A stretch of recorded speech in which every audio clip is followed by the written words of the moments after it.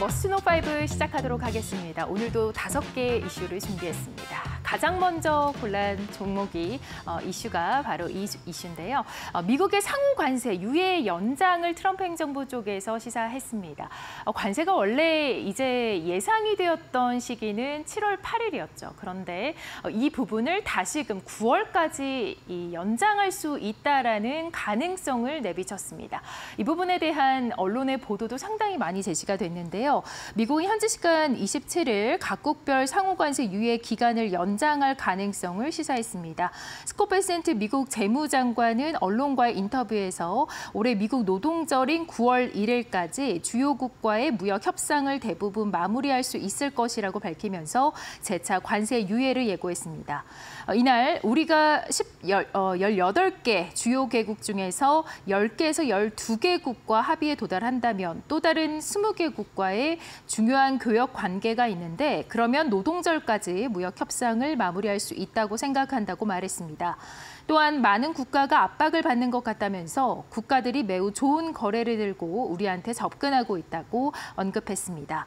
현지 시간 26일에도 백악관에서 상호관세 유예를 언급한 바가 있는데요. 캐롤라인 레비 백악관 대변인은 브리핑에서 아마도 유예가 연장될 수 있을 것이라고 답했습니다. 다만 연장 여부는 트럼프 대통령이 내릴 결정이라는 단서를 달았습니다.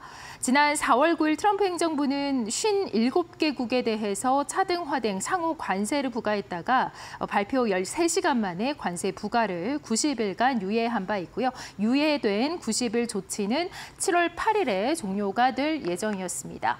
트럼프 대통령도 협상 기한을 연장할 용의가 있음을 시사했습니다.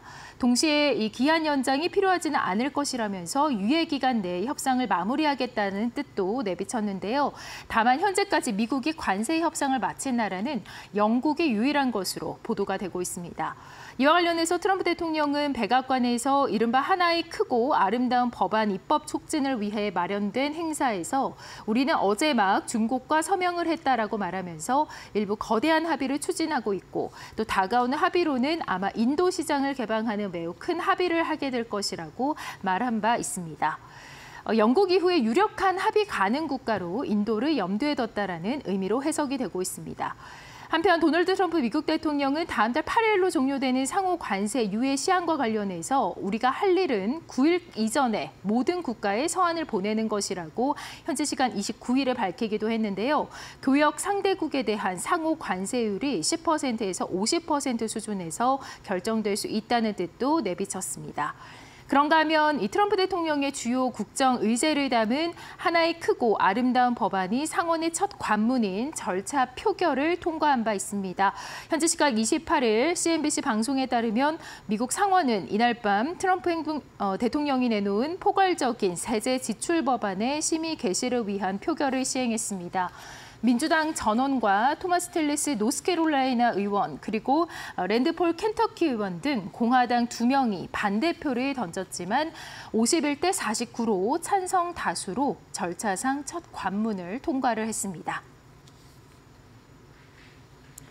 미국 증시가 상당히 분위기가 좋았습니다. 재차 사상 최고치를 돌파한 S&P 500 지수인데요. 올해 2월에 이어서 사상 최고치 돌파로 두 번째 신기록을 낸 것입니다. 글로벌 무역 전쟁이 진전을 보인 것과 또 이에 더불어서 관세 연장에 대한 기대감, 금리 인하에 대한 기대감이 나오고 있습니다. 계속해서 엠베스트 미국 보고서는 현지 시각 28일 시장의 움직임을 분석하면서 시장이 최고점에 도달해도 투자를 멈출 필요가 없다라면서 긍정적인 입장을 밝혔는데요. 올해 미국 증시는 예상치 못한 급락에도 신속히 반등을 했습니다. 2월 19일 고점에서 4월 9일까지 20%가 넘게 빠졌지만 그 후 2달 만에 회복해서 다시 신고점을 찍었습니다. 이런 빠른 회복은 투자자들을 놀라게 했고 앞으로 시장이 어떻게 움직일지 궁금증을 키우고 있는 상황입니다. 현재 연준의 금리 인하와도 중동 지정학적 갈등에 집중됐던 투자자들의 이목이 관세 이슈로 쏠리고 있는데요. 대체로 긍정적이었습니다. 전날 백악관은 앞서 말씀드린 대로 상호관세 유예 기한을 연장할 수 있다라고 시사한 데 이어서 스콧 베센트 재무장관도 9월 1일 노동절 이전까지 협상을 만료할 수 있다라고 밝혔고요. 트럼프 대통령은 중국과 서명에 협상을 했다라고 밝히면서 영국 런던에서 합의한 협정 세부 사항을 무역을 추가로 확정했다라며 영국과의 공식 성명에 대해서도 발표를 했습니다. 그러나 캐나다와의 무역 협상에서는 파열음이 나왔습니다. 트루스 소셜에 밝힌 트럼프 대통령은 캐나다가 디지털세를 부과한다고 발표를 했다. 이는 우리나라에 대한 직접적인 또 노골적인 공격이라고 얘기하면서 이러한 이 악랄한 세금 부과를 근거로 우리는 캐나다와의 무역 관련 논의를 즉시 종료한다라고 밝히기도 했습니다.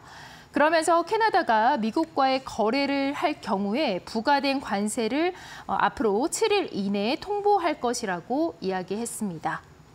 이날 나온 이 5월 개인 소비 지출 지표와 6월 미시간대 소비자 심리 지수는 시장에 큰 영향을 미치지 못했는데요. 근원 PCE 물가 지수는 전년 대비 2.7% 상승하면서 전망치와 또 직전월 상승률을 웃돌았지만 관세 여파가 여전히 물가에 영향을 준다는 신호는 없었습니다. 월가에서는 지정학적 불안과 관세 정책의 혼란 가능성, 경제 향방의 불확실성 등 각종 리스크에도 불구하고 주가는 계속해서 최고치를 경신하고 있는 상황인데요. 다만 그러한 상황에 대한 우려도 만만치 않은 상황입니다. 뱅크 오브 아메리카의 마이클 하트넷은 이 같은 추세에 대해서 금리 인하와 감세에 대한 기대에 따른 것이라고 이야기했고요.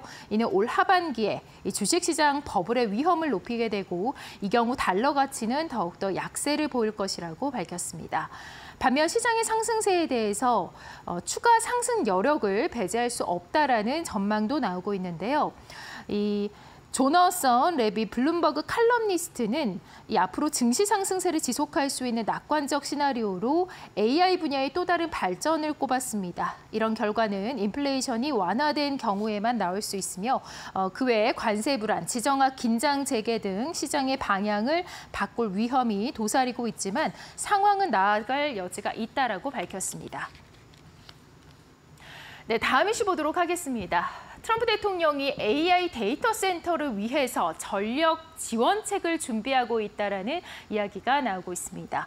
트럼프 행정부 쪽에서 AI 역량 확대를 뒷받침할 전력 공급을 늘리기 위한 행정명령 패키지를 준비하고 있다고 로이터 통신은 전했는데요. 검토 중인 조치에는 발전 프로젝트의 전력 계통 연계를 용이하게 하고 AI 데이터 센터를 짓도록 국방부, 내무부 등의 연방 토지를 제공하는 방안이 포함됩니다. 기업의 주별로 요구하는 절차를 대신해 전국적으로 통용되는 연방수질보전법 허가를 신설해서 데이터 센터 설립 인허가를 간소화하는 방안도 검토 중인 것으로 알려졌는데요. AI가 세계적인 화두로 떠오르고 있고 미국과 중국의 기술 패권 경쟁이 가속화되면서 미국 내 전력 수요도 수십 년 만에 급증하고 있습니다. 전력 컨설팅 회사 그리드 스트래티지스에 따르면 지난해부터 2029년까지 미국의 전력 수요 증가율은 2022년의 전망치의 5배에 달할 전망입니다. 딜로이트도 최근 보고서에서 AI 데이터 센터의 전력 수요가 2035년까지 30배 이상 증가할 수 있을 것이라고 내다봤습니다. 트럼프 대통령은 이 올해 초 취임 첫날 석유가스 시추, 석탄 핵심 광물 채굴, 이러한 모든 규제 장벽을 제거하겠다라면서 국가 에너지 비상사태를 선포했습니다. 오픈 AI와 오라클, 소프트뱅크를 주축으로 한 대규모 AI 인프라 프로젝트 스타게이트도 발표했습니다. 더불어서 그는 이 AI 규제 장벽을 낮추기 위한 AI 실행 계획을 수립하라고 행정부에 지시하기도 했고요. 국가안전보장회의 의견이 포함된 해당 보고서는 오는 7월 23일까지 제출이 됩니다. 로이터 통신의 소식통은 행정부가 AI 핵션 플랜을 공개적으로 발표하는 자리가 마련될 예정이며 7월 23일을 AI 액션데이로 지정하는 방안도 검토 중이라고 밝혔습니다. 네, AI의 이 훈풍에 힘입어서 엔비디아가 시총 4조 달러의 문턱에 가깝게 왔습니다. 시총 3조 8천억 달러를 넘어서는 모습을 보였는데요. 앞으로의 상승 여력도 상당히 충분한 것으로 시장은 분석하고 있습니다.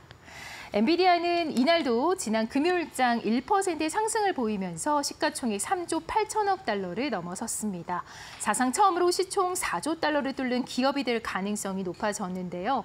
엔비디아는 지난 일주일 내내 올랐고 25일부터는 사흘을 줄곧 사상 최고 주가 기록을 갈아치웠습니다.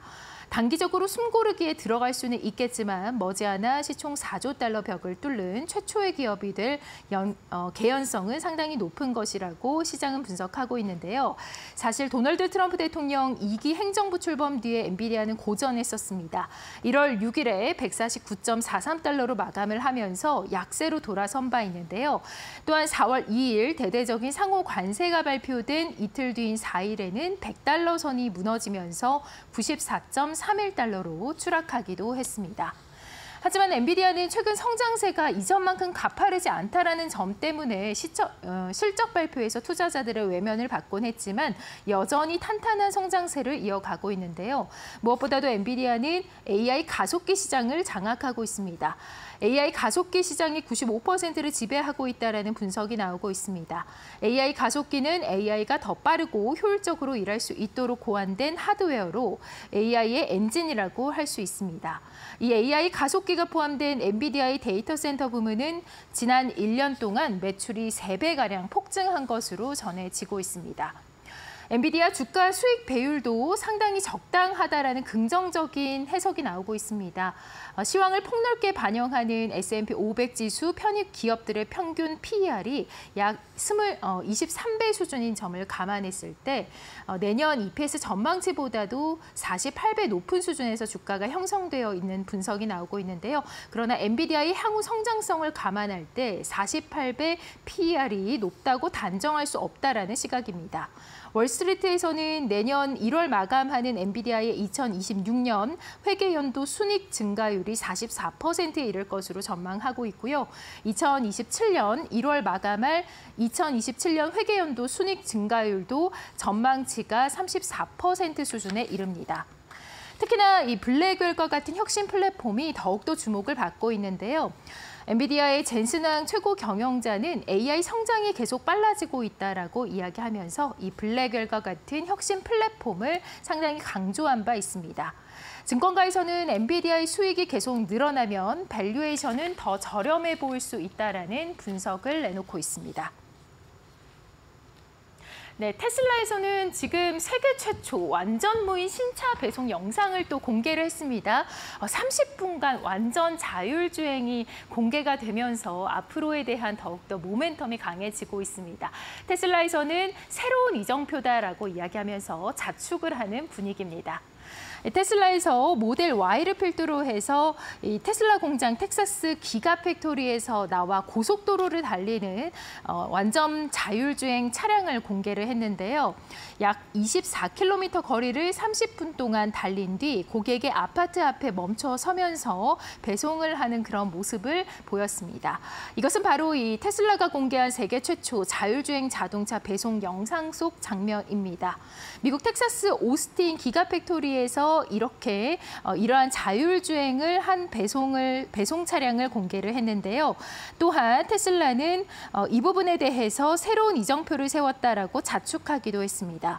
일론 머스크 CEO는 차량 내부와 원격 조작이 모두 일절 사람이 개입하지 않은 완전 자율주행이라며 공공 고속도로에서 사람 없이 완전히 자율주행한 것은 업계 최초라고 강조했습니다. 10일 X에서는 이 테슬라의 일론 머스크 CEO가 공장의 라인 끝에서 고객 집까지 스스로 주행해서 갈 최초의 테슬라가 6월 28일에 나온다라고 실제로 예고한 바 있고요. 완전 자율주행 고객 인도 시점은 하루 당겨졌습니다. 이번 물 자율 배송은 테슬라가 20일 오스틴에서 시작한 로보택시 서비스가 한 단계 발전된 것이다라는 평가가 나오고 있는데요. 두 서비스 모두 테슬라의 고도화된 이 완전 자율 주행 기능이 적용이 됐지만 이번 배송은 안전 감시원과 원격 조작자가 배치되는 로보택시와는 달리 완전 무인으로 이루어졌습니다. 일론 머스크는 또한 이 전기차 업체 테슬라가 북미에서 자사의 첫 번째 LFP 배터리 공장 건립을 완료하는 데 가까워지고 있다라고 현지 시간 28일에 밝힌 바 있는데요. 위치는 미국 네바다주 스파크스 지역입니다. 현재 건립이 되고 있는 것으로 전해지고 있고 대규모 공장을 외부로 찍은 전체 전경과 내부 시설 또한 공개가 되고 있습니다.